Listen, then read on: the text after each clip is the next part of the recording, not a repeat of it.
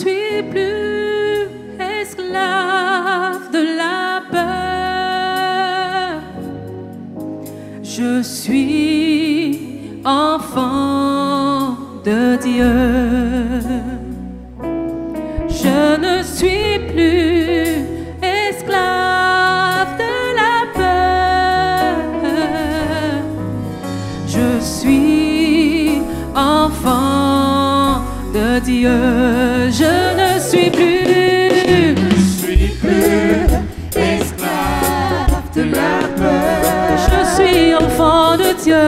Je suis enfant de Dieu. Oh, je ne suis plus esclave de la peur. Moi, je suis enfant de Dieu. Je suis enfant de Dieu.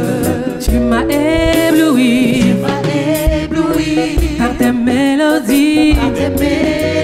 Oh, tu m'entoures d'un chant d'amour, un chant de délivrance, devant mes ennemis. Et toutes mes craintes s'enfuient. Oh, avant ma naissance, toi tu m'avais choisi, appelé par mon nom. Tu m'as adopté. Je suis de ta famille. Ton sang coule dans mes veines. Oh, je ne suis plus esclave de la peur. Je suis enfant de Dieu. Non, non, non, je ne suis plus esclave de la peur. Je suis enfant de Dieu. Oh, je ne suis plus non, non, esclave de la peur. Je suis enfant de Dieu. Oh, je ne suis plus esclave de la peur. Je suis enfant de Dieu. Enfant de Dieu. Oh, tu fends la mer. Et je peux la traverser. Mes peurs se noient dans ton amour. Oui, tu m'as sauvé. Alors je peux chanter. Je suis enfant de Dieu. Oh oui, tu fends la mer. Et je peux la traverser. Mes peurs se noient dans ton amour. Oh, tu m'as sauvé. Alors je peux chanter. Je suis enfant de Dieu. Je ne suis plus esclave de la peur. Je suis enfant de Dieu. Oh, je ne suis plus esclave. Je suis enfant de Dieu. Enfant de Dieu.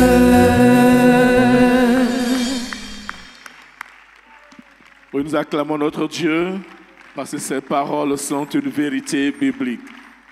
Amen. Amen. Je vous salue dans le puissant et précieux notre Seigneur Jésus. Que sa grâce continue d'être notre partage. Nous sommes encore là, dans la maison de notre Père, pour l'adorer, pour l'exalter, pour le magnifier, parce qu'il nous a fait du bien. Alléluia. C'est ça notre Dieu. Nous allons prendre nos Bibles, on va lire un passage, le livre de Genèse 45, à partir du verset 16 au verset 20. Genèse 45, 16 à 20. Le bruit se répandit dans la maison de Pharaon que les frères de Joseph étaient arrivés, ce qui fut agréable à Pharaon et à ses serviteurs. Verset 17. Pharaon dit à Joseph, dis à tes frères, faites ceci, chargez vos bêtes et partez pour le pays de Canaan. Prenez votre père et vos familles et venez auprès de moi. Je vous donnerai ce qu'il y a de meilleur au pays d'Égypte et vous mangerez la graisse du pays. Le verset 19, il dit, tu as ordre de leur dire, faites ceci. Prenez dans le pays d'Égypte des chars pour vos enfants et pour vos femmes. Amenez votre père et venez. Verset 20, ne regrettez point ce que vous laisserez, car ce qu'il y a de meilleur dans tout le pays d'Égypte sera pour vous. Amen. Amen. Je rends gloire au Seigneur qui, depuis la direction jusqu'à maintenant, conduit ce culte.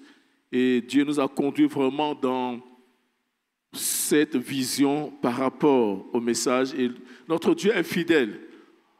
On voit que ce passage-là nous montre un peu une partie de la vie d'Israël. Je peux dire l'entrée d'Israël en Égypte.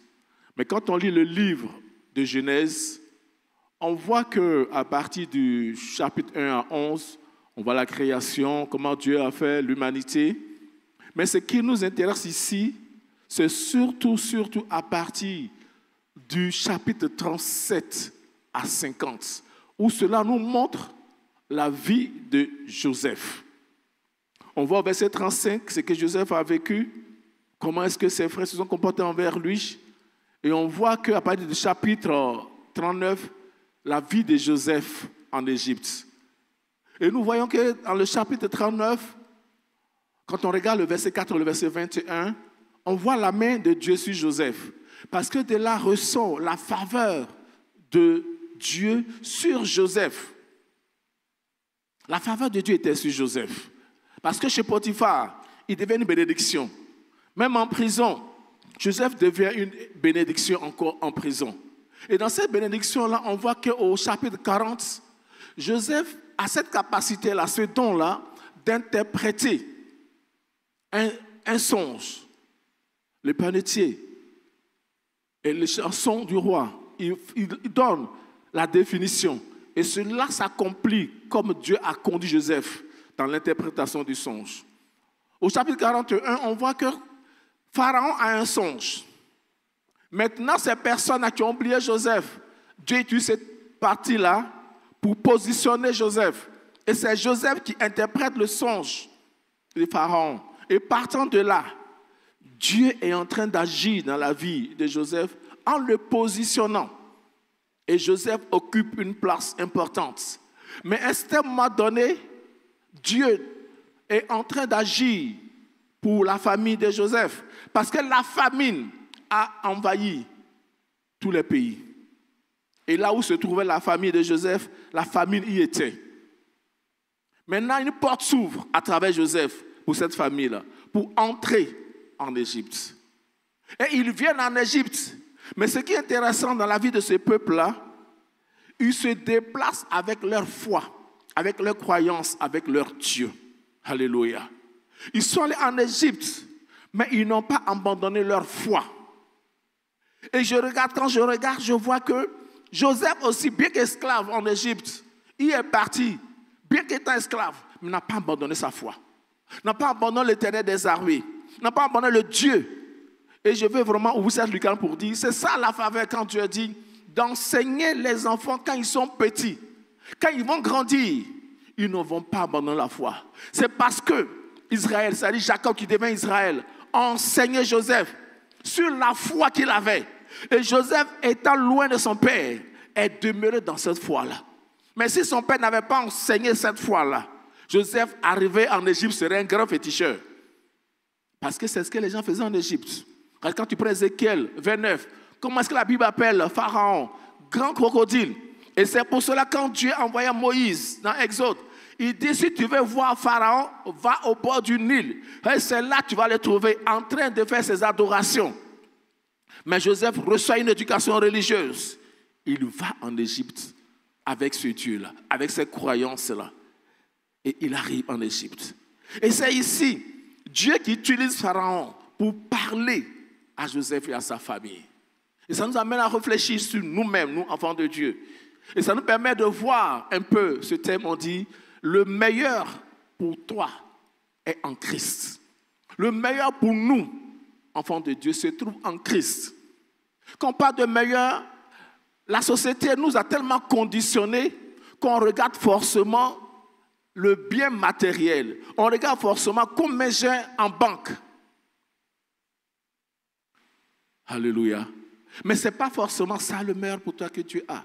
Dieu dit là pour toi des projets de paix, non de malheur, afin de donner un avenir de l'espérance. Et c'est en cela Pharaon parle ici à Joseph et à sa famille. Il leur demande de venir en Égypte. Mais qu'est-ce qu'il y a de différent? Pharaon n'a pas dit ça à autre personne. Il a un peuple qui dirige. Mais il s'adresse à Joseph et à toute sa famille.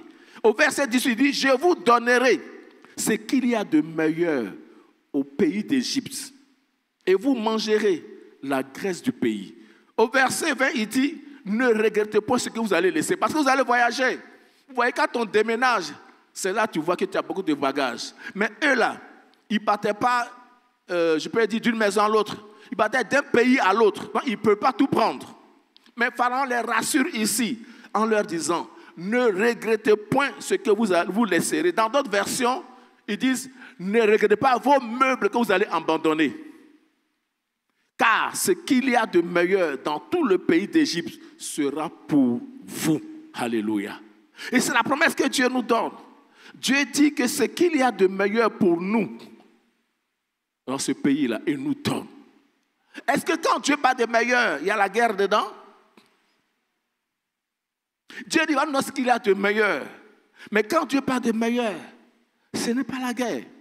Ce n'est pas la fuite. Ce n'est pas le stress. Vous savez, la fois dernière, le vendredi, je voulais acheter la tomate pour qu'on puisse préparer quelque chose à la maison. Et je suis allé à ce coffret de Bingerville. La soeur m'a dit, ici était vraiment surchargé. Je suis allé à ce coffret de Bingerville. Je suis rentré, je suis ressorti. Parce que j'ai eu l'impression que tout à Biguet était là-bas.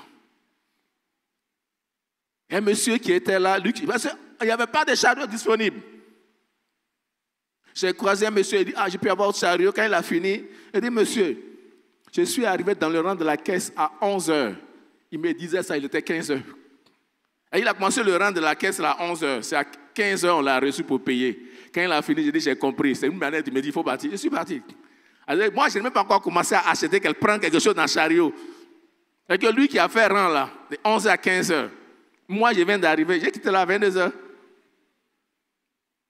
Mais c'est dû à quoi? C'est parce qu'on n'a pas compris quand Dieu dit le meilleur est pour toi. Alléluia. Parce que quand on a compris que le meilleur est pour nous, on regarde, comme le pasteur nous a dit tout à l'heure, nous regardons les promesses de Dieu. On ne regarde pas ce que les réseaux sociaux nous enseignent. Les réseaux sociaux disent des choses. Et quelqu'un me disait souvent, ils parlent, mais ils ne sont même pas à Abidjan. Mais c'est eux qui font des montages pour nous empêcher de comprendre ce que Dieu dit. Ici, la famille de Joseph reçoit une révélation. Pourquoi? Parce que la main de Dieu était sur eux. Et quand tu regardes le chapitre 39, qu'est-ce qui se passe? La Bible dit que la faveur de Dieu était sur Joseph quand il était dans la maison de Potiphar.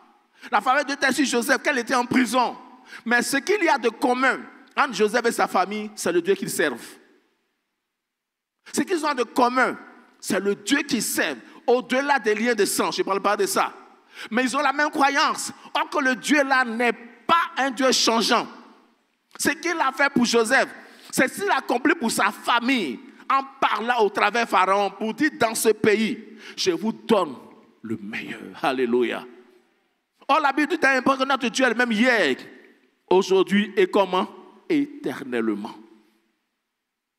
Et c'est la promesse de Dieu que Joseph utilise ici pour faire venir sa famille en Égypte. Et Pharaon confesse en disant à Joseph, ta famille là, ils vont recevoir le meilleur de ce pays. Et c'est la parole de Pharaon Personne ne peut la contester. Pourquoi? Il parle, c'est vrai. Mais je me dis, et c'est une réalité, c'est par rapport à la main de Dieu qui est sur cette famille-là. C'est par rapport aux promesses de Dieu qui est sur cette famille. Donc, Pharaon devient un instrument de Dieu. Pour faire quoi? Pour bénir. Et c'est pour ça que la Bible nous dit que Dieu même peut prendre le méchant pour te faire du bien.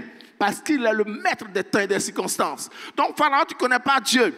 Parle en faveur d'Israël en disant, je vous donne le meilleur de ce pays. Et c'est une promesse qui est vraie pour toi et pour moi. Il dit ici, prenez votre père, vos familles et venez auprès de moi. Je vous donnerai ce qu'il y a de meilleur au pays d'Égypte. C'est une déclaration de Pharaon. Il continue au verset 20. Il dit, ne regrettez point ce que vous laisserez, car ce qu'il y a de meilleur dans tout le pays d'Égypte sera pour vous. Il dit, ce qu'il y a de meilleur dans tout ce pays-là sera pour vous. Pourquoi? Parce qu'ils ont le Dieu véritable. C'est Dieu qui est en train de les bénir. Parce qu'ils ont reçu la promesse de Dieu. Qu'ils vont aller quelque part, mais ne seront pas là seulement. Mais ils reçoivent ici une promesse qui leur permet d'aller vivre et de ne pas mourir de faim. Bien aimé, cette promesse-là, elle est pour toi, elle est pour nous. Elle est pour moi. Elle est d'actualité. Dieu dit dans ce pays-là, il va nous donner le meilleur. Mais quand on parle de meilleur, ça nous amène à réfléchir sur ce qu'on entend, sur ce que les gens disent. Bien regarder, bien considérer la promesse de Dieu. Et regarder ce que les gens disent. Tous les pronostics qui ont été donnés. Tout a été dit. En tout cas, quand je suis allé à ce confrère, les gens ont fait beaucoup d'achats. D'autres même ont acheté pour 1 mois. J'ai regardé les chariots. D'autres avaient 3 chariots, ces personnes avaient 3 chariots. Mais est-ce que la guerre est dans la liste de meilleurs? Est-ce que le désordre est dans la liste de meilleurs? Mais pour vivre le meilleur, là, qu'est-ce que Dieu nous amène à voir? Ce qu'il y a de commun, c'est leur foi. Quand nous vivons notre foi, nous ne regardons pas les circonstances, mais on regarde ce que Dieu nous dit. Quand Dieu dit on va vivre le meilleur, c'est que qu'est-ce que ta foi te dit? Qu'est-ce que Christ nous enseigne? Quelle promesse tu as reçue? Est-ce que Dieu t'a dit que tu vas courir dans toute la Côte d'Ivoire, d'aller de ville en ville? On voit aujourd'hui, par exemple, pendant cette situation-là, j'ai eu des familles avec qui je parlais. Les filles d'Imina sont parties à l'intérieur. Et les parents leur ont dit quitter Abidjan, qu'Abidjan est dangereux. Il y a eu tellement de choses. Ils ont invité les enfants à aller à l'intérieur. Une famille me disait qu'actuellement, quand tu cherches une fille d'Imina, tu ne peux pas en trouver. Parce qu'on leur a dit Abidjan est dangereux. Mais nous qui sommes enfants de Dieu, est-ce que nous rentrons dans cette vision? Est-ce que nous acceptons ce que le diable dit? Qu'est-ce que nous faisons? Qu'est-ce que notre foi nous dit? Qu'est-ce que notre foi nous enseigne? Est-ce que le meilleur, c'est de pouvoir fuir? Est-ce que le meilleur, c'est d'entendre le bruit des calaches? Est-ce que le meilleur, c'est de pouvoir ne pas être heureux? Bien-aimé, pour vivre le meilleur, il faut vivre sa foi. C'est vrai que Dieu nous parle de l'éternité. C'est ça notre foi aussi. C'est la finalité. Mais pendant que nous sommes ici, vivons notre foi. Et qu'est-ce que notre foi nous enseigne par rapport aux promesses de Dieu? Qu'est-ce que nos foi nous enseigne par rapport à notre quotidien dans la foi, dans la vie chrétienne? Bien-aimé, le meilleur est en Christ. Parce que quand tu as Dieu, tu as le Seigneur Jésus, tu ne regardes pas quand le pasteur nous a dit tout à l'heure, tu ne regardes pas les circonstances, tu ne regardes pas les journaux. Parce que c'est des commerçants. Quelquefois, ils sont animés d'un esprit que je n'ai pas envie de dire ici. Mais nous, notre baromètre, notre repère, c'est Christ. Le meilleur que Dieu nous donne aussi, c'est la guérison. Mais quand Dieu veut parler de guérison, elle n'est pas seulement physique, mais c'est la guérison de ton pays. C'est la guérison de ta famille. C'est la guérison de tes finances. C'est la guérison de tes activités. C'est la guérison mentale, morale, psychologique. Oui, quand Dieu te dit, je te donne le meilleur, c'est une guérison totale. Dieu ne va pas guérir un aspect pour un aspect, non. La Bible dit que Dieu, il fait tout à merveille. Il fait tout à merveille. Donc Dieu te dit qu'il va te donner le meilleur dans ce pays-là. Mais c'est à toi de comprendre par la foi ce que Dieu dit. Ce n'est pas ce que les gens disent. Tu vas aller dans les journaux, beaucoup de choses vont se dire. Pour ceux qui sont sur les réseaux sociaux, en tout cas, il y a beaucoup de commentaires, beaucoup d'interprétations. Mais le meilleur, c'est aussi la guérison. C'est aussi la restauration. C'est aussi le shalom. Oui, Dieu veut t'apporter la guérison. Mais c'est à toi d'avoir foi en ce Dieu-là, en ses promesses qu'il t'a dit. Et c'est ce qu'il t'a dit. Tu dois conditionner ton quotidien. Ce qu'il t'a dit, tu dois conditionner ton lendemain. Ce qu'il t'a dit, tu dois conditionner tous les aspects de ta vie. Il a eu beaucoup de sons. Il a eu beaucoup de bruit. Mais nous, en qui avons-nous foi? Et Dieu dit, il te donne le meilleur de ce pays-là. Il dit, ne regrettez point. Il continue pour dire, car ce qu'il y a de meilleur dans tout le pays d'Égypte sera pour vous. Il n'a pas dit Abidjan seul. Il dit, dans toute la Côte d'Ivoire sera pour nous.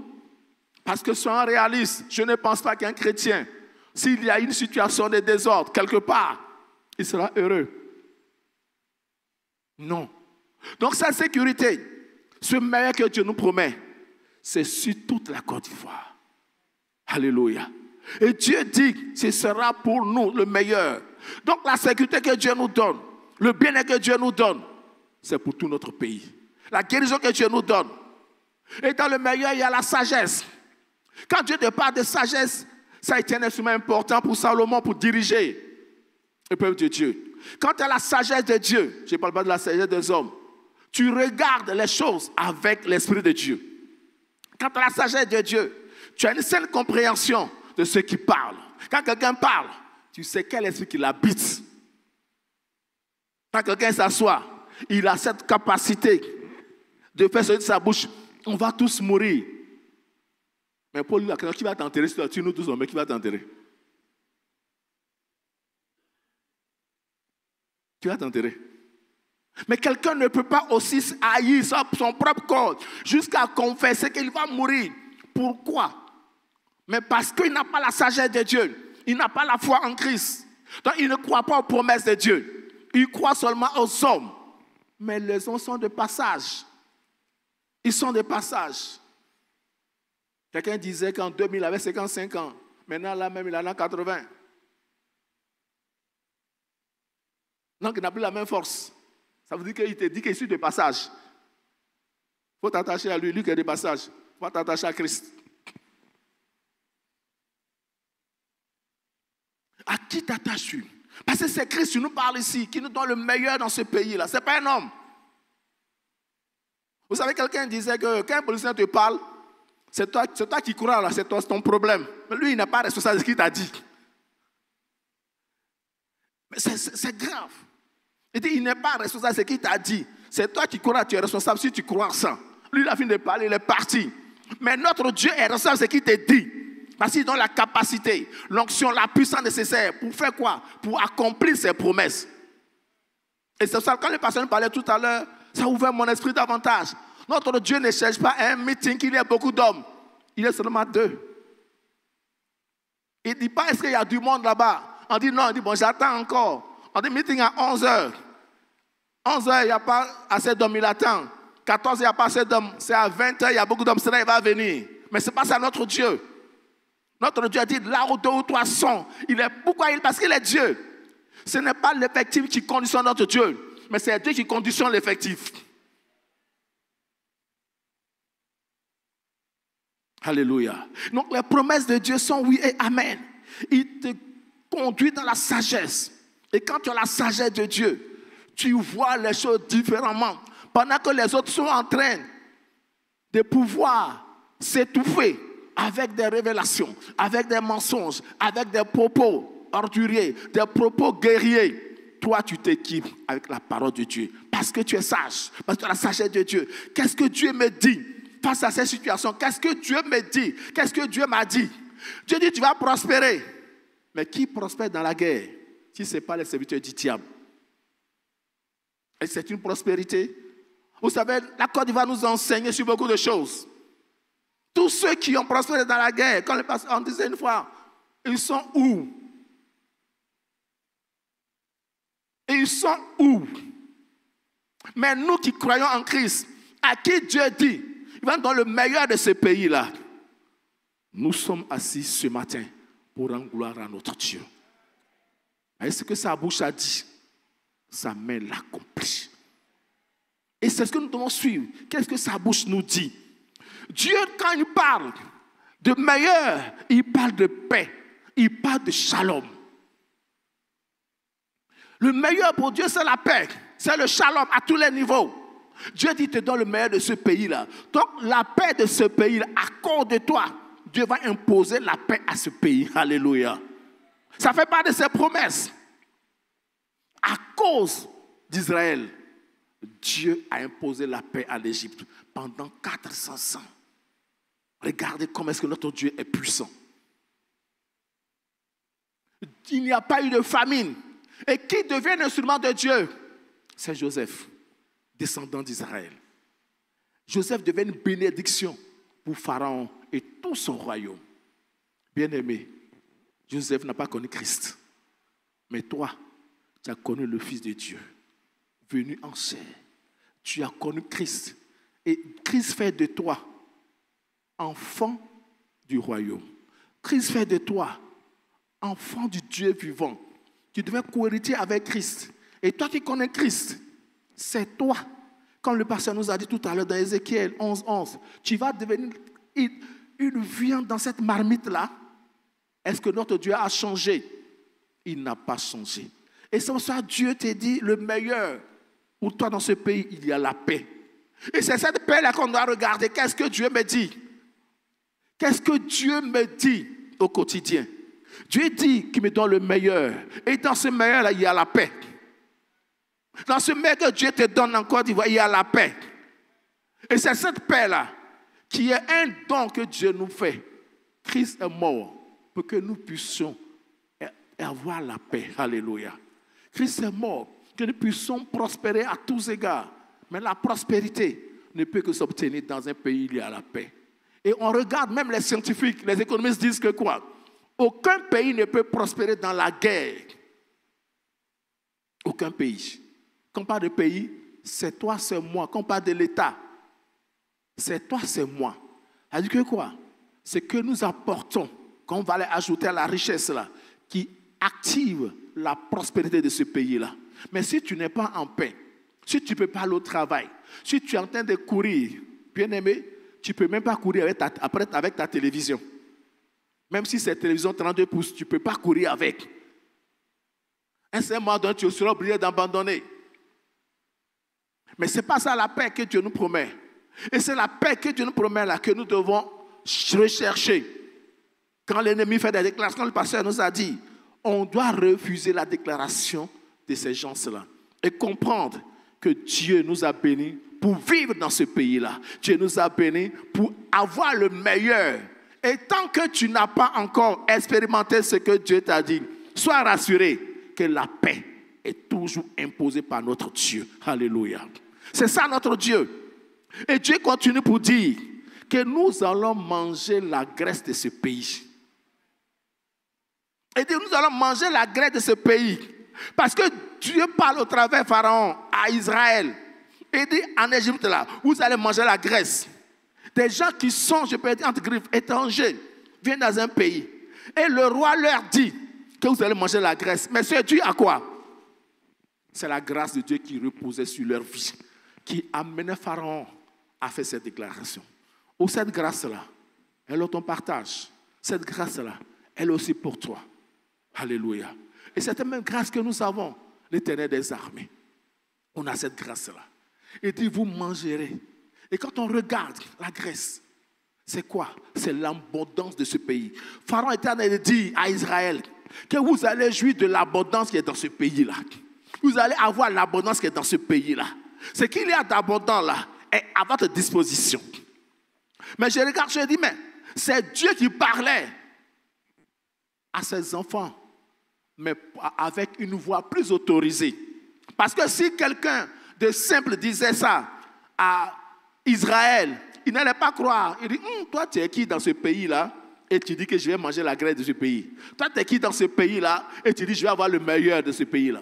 Mais quand ça vient de la bouche de Pharaon, sa force d'autorité. Donc, quand ça vient de la bouche de Pharaon, il n'a plus hésité. Il a cru. Parce qu'il n'y a aucune autorité physique au-dessus de Pharaon. Donc, quand celui qui est au-dessus parle, Israël comprend que c'est la vérité.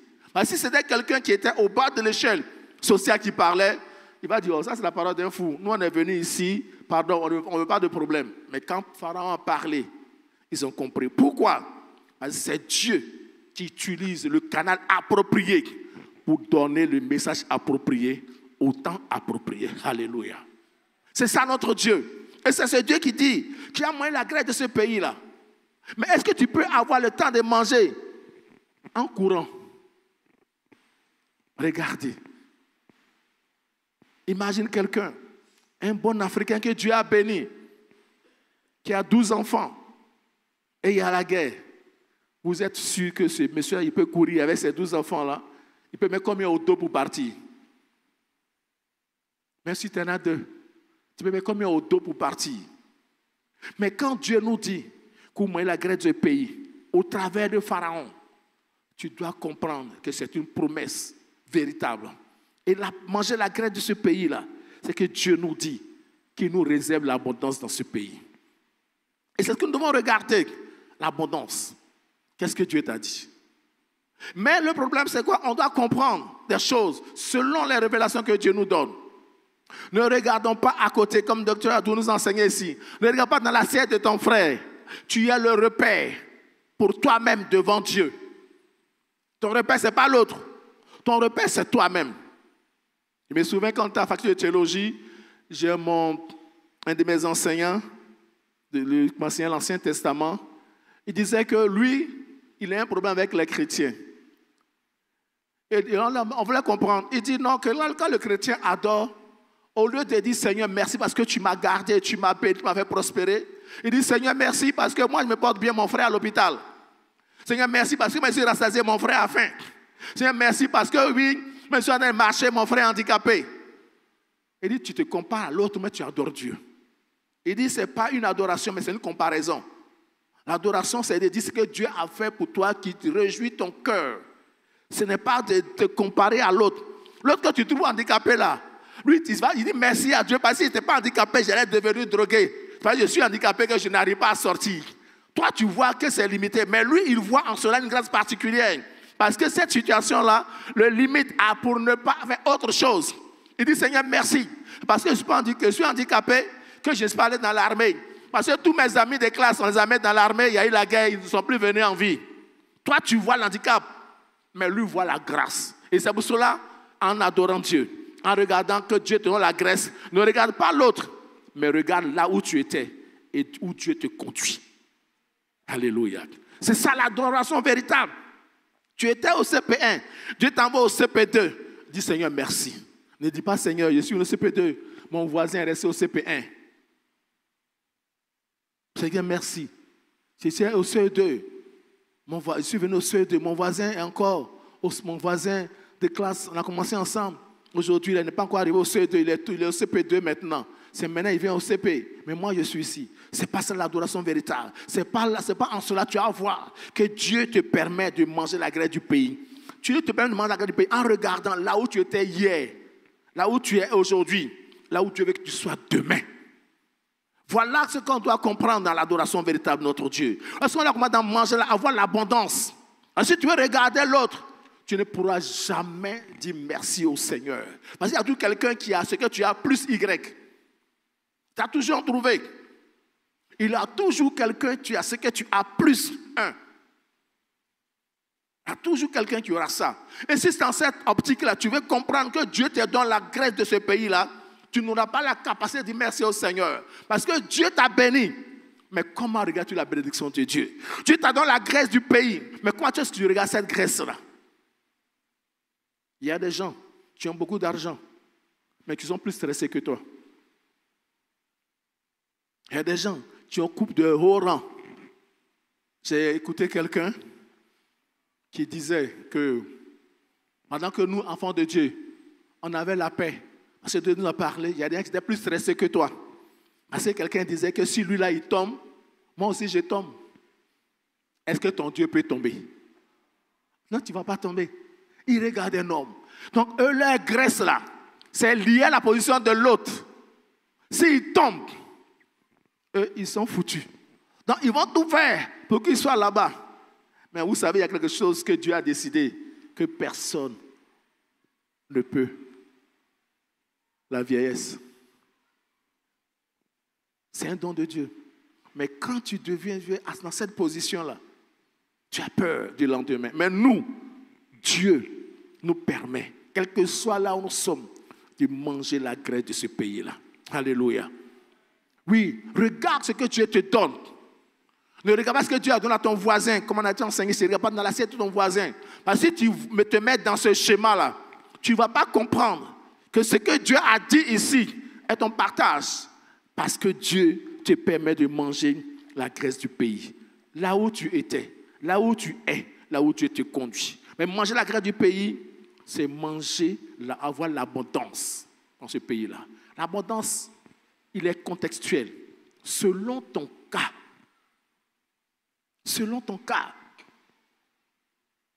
Il y a des gens, quand ils mangent, en tout cas, je me souviens quand on était allé en Turquie, il y avait quelqu'un qui était dans notre délégation.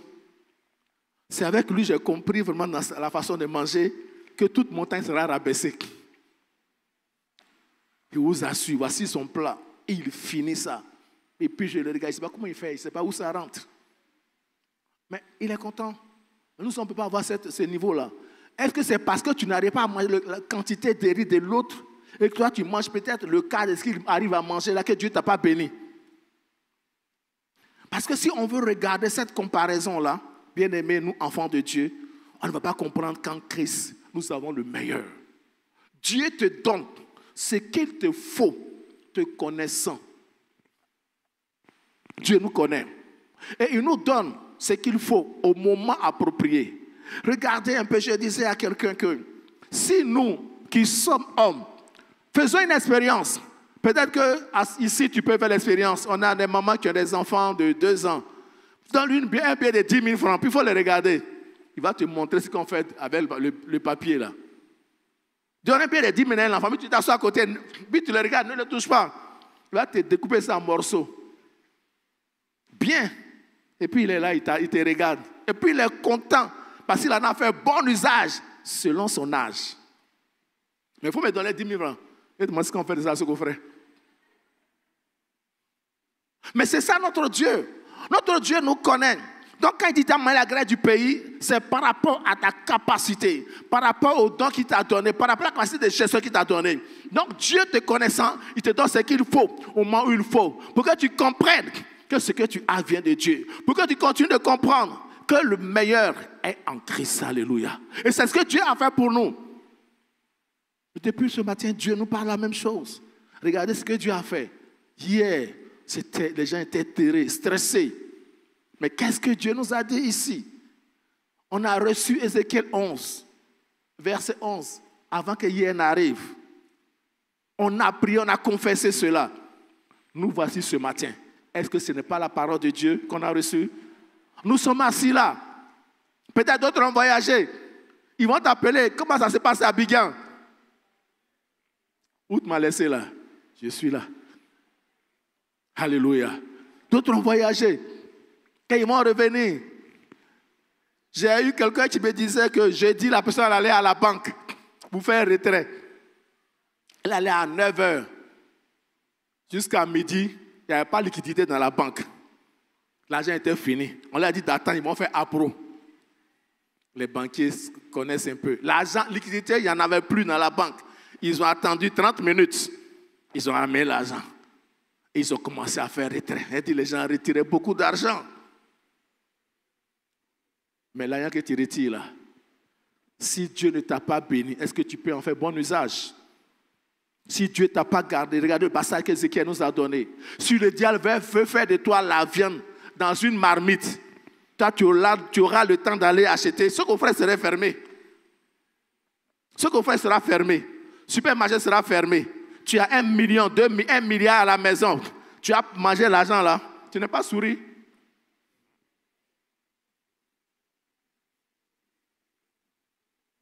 Tu es enfant de Dieu. Donc, ce que Dieu nous a dit dans Ézéchiel 1, verset 11, c'est ça qui était notre promesse. C'est ça, manger la graisse du pays. On ne sera pas ce que le diable a décidé. Nous voici ce matin en train de dire merci à notre Dieu parce qu'il nous a gardés. Personne de nous a peut-être un policier à sa porte, mais Dieu était avec nous. Dieu était à nos côtés.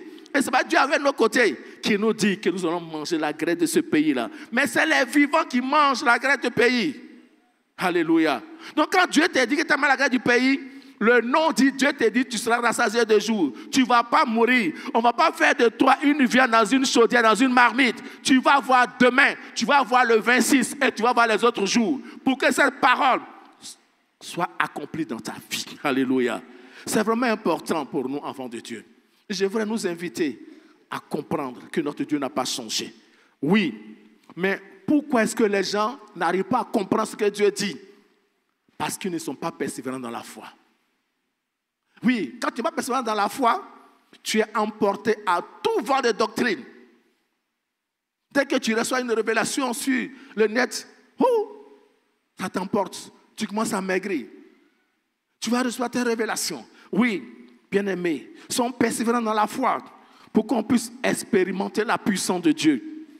Qu'on puisse vivre, avoir le meilleur en Christ. Pour qu'on ne soit pas cette viande dans cette marmite sur une braise.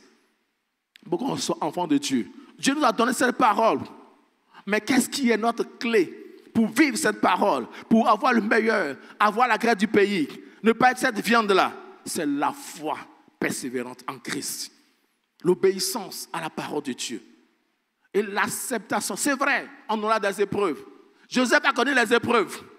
Mais Joseph n'a pas passé toute sa vie dans les épreuves. Joseph a connu les épreuves. Mais c'est ce Joseph-là, dans ces épreuves-là, il a été persévérant dans sa foi. Il a été obéissant dans sa foi. Il a accepté l'épreuve. Mais qu'est-ce qu'il est devenu? Le numéro 2. Et je me pose toujours cette question-là. Qu'est-ce que la femme de Potiphar est devenue quand Dieu a permis à Joseph d'être le numéro 2? C'est-à-dire que Joseph est devenu une personne qui était au-dessus de son mari. Peut-être même si c'était aujourd'hui de nos jours, il serait allé en exil. La Bible ne dit pas. Mais je suppose qu'ils ont peut-être fui le pays parce qu'ils ont appris que ce monsieur qu'on accusait à tort, il est au-dessus de mon mari. Bien-aimés, ayons cette foi persévérante-là. Croyons les promesses de Dieu. Comprenons que notre Dieu n'a pas changé. Obéissons à la parole de Dieu. Acceptons les épreuves, mais dans la foi en Christ. Quelle que soit la durée de la nuit, le jour va toujours apparaître. Alléluia. Et Dieu te dit, et je relis ces passages, Dieu nous dit de manière claire, je vous donnerai ce qu'il y a de meilleur au pays. Ce qu'il y a de meilleur dans ce pays, Dieu va nous donner.